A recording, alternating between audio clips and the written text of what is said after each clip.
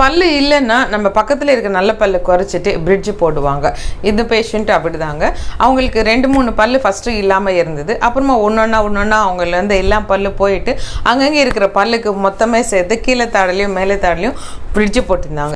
Check பண்ணும்போது அந்த bridge பார்த்தீங்கன்னா 2 தனியாக வந்துடுச்சு. இந்த ஃபோட்டோவில் பார்த்தீங்கன்னா உங்களுக்கு தெரியும். ஏன்னா அவங்களுக்கு 3 மாதத்துக்கு முன்னாலே அந்த பிரிட்ஜ் உடஞ்சிச்சா, இந்த மாதிரி தனியாக வந்துடுச்சா.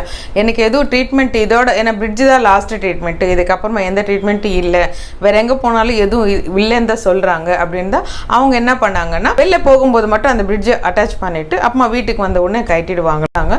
எக்ஸ்ரே எடுத்து பார்க்கும்போது ரூட் கேனல் பண்ண பல்லுக்கு பின்னால் எல்லாத்துக்குமே லீஷன் வந்திருந்து, அதுக்கப்புறமா சின்ன சின்ன கட்டிகள் இருந்தது. பண்ண பிரிட்ஜிலேயே மறுபடியும் ரீச் ஒத்தைக வந்திருந்தது. அதனால அவங்களுக்கு போன் மேலே தாடல ரொம்பவே குறைஞ்சிருந்ததுங்க. டைட்டானியம் பார் கொடுத்துட்டு அவங்களுக்கு 4வது நாளே நம்ம பிரிட்ஜ் ஃபிக்ஸ் பண்ணிட்டோம். டைட்டானியம் பார் மேலே எப்படி பிரிட்ஜ் ஃபிக்ஸ் பண்ணுறது அப்படின்ற வீடியோ தான் நீங்கள் பார்த்துட்டு